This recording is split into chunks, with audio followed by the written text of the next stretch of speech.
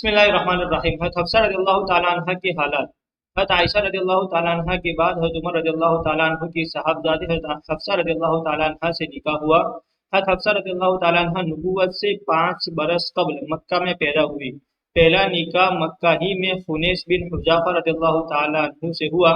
یہ بھی پرانے مسلمان ہیں جنہوں نے اول حبشہ کی ہجرت کی، پھر مدینہ طیبہ کی ہجرت کی، بدر میں بھی شریک ہوئے اور اسی لڑائی میں یا احد کی لڑائی میں ان کے ایسا زخم آیا جس سے اچھے نہ ہوئے اور ہجری سن 2 یا ہجری سن 3 میں انتقال فرمایا۔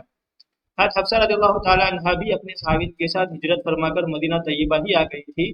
جب بیوہ ہو گئی تو حضرت عمر رضی اللہ تعالیٰ عنہ نے اول حضرت ابوبکر صدیق رضی اللہ تعالیٰ عنہ سے درخواست کی کہ میں حفصہ کا نکاح تم سے کرنا چاہتا ہوں۔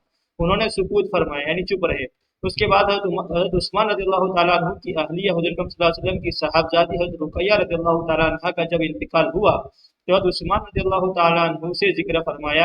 انہوں نے فرما دیا کہ میرا تو اس وقت نکاح کا ارادہ نہیں۔ حضور اکرم صلی اللہ علیہ وسلم سے حضرت عمر رضی اللہ تعالیٰ عنہ نے اس کی شکایت کی تو حضور اکرم صلی اللہ علیہ وسلم نے ارشاد فرمایا کہ میں حفصہ کے لیے عثمان سے بہتر خاوند یعنی شوہر اور عثمان کے لیے حفصہ سے بہتر بیوی بتاتا ہوں۔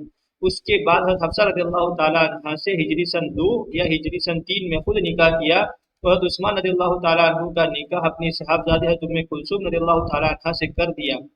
ان کے پہلے خاوند کے انتقال میں مورخین کا اختلاف ہے کہ بدر کے زخم میں شہید ہوئے یا احد کے۔ بدر ہجری سن 2 میں ہیں اور احد ہجری سن 3 میں، اسی وجہ سے ان کے نکاح میں بھی اختلاف ہے۔ اس کے بعد حضرت ابوبکر صدیق رضی اللہ تعالیٰ عنہ نے حضرت عمر رضی اللہ تعالیٰ عنہ سے فرمایا کہ جب تم نے حضرت حفصہ رضی اللہ تعالیٰ عنہ کے نکاح کا ذکر کیا تھا اور میں نے سکوت کیا تھا، تمہیں اس وقت ناگواری ہوئی ہوگی، مگر چونکہ حضور اکرم صلی اللہ علیہ وسلم ان سے نکاح کا تذکرہ فرما چکے تھے اس لیے نہ تو میں قبول کر سکتا تھا اور نہ حضور اکرم صلی اللہ علیہ وسلم کے راز کو ظاہر کر سکتا تھا، اس لیے سکوت کیا تھا۔ اگر حضور اکرم صلی اللہ علیہ وسلم ارادہ ملتوی فرما دیتے تو میں ضرور کر لیتا۔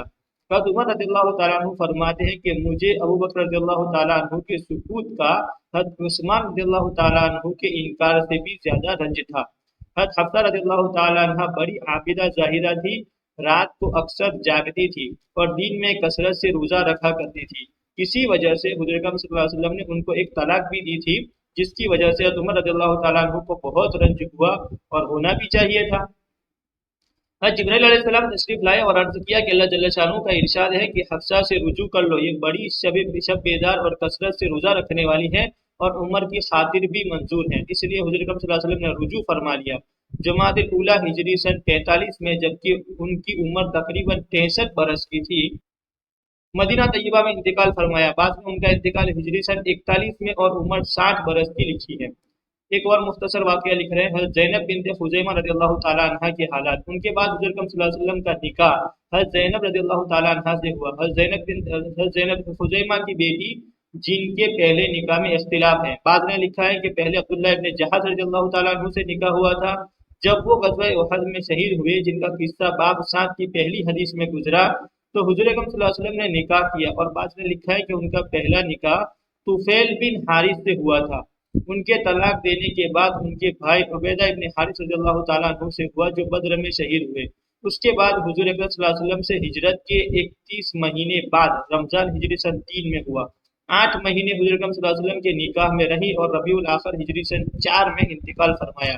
حضور اکرم صلی اللہ علیہ وسلم کی بیویوں میں حضرت خدیجہ رضی اللہ تعالیٰ عنہ اور حضرت زینب رضی اللہ تعالیٰ عنہ 2 ہی بیویاں ایسی ہیں جن کا وصال حضور اکرم صلی اللہ علیہ وسلم کے سامنے ہوا، باقی 9 حضور اکرم صلی اللہ علیہ وسلم کے وصال کے بعد دنیا سے تشریف لے جانے کے وقت تک زندہ تھی، جن کا بعد میں انتقال ہوا۔ حضرت زینب رضی اللہ تعالیٰ عنہ بڑی سخی تھی، اسی وجہ سے ان کا نام اسلام سے پہلے بھی ام المساکین یعنی مسکینوں کی ماں تھا۔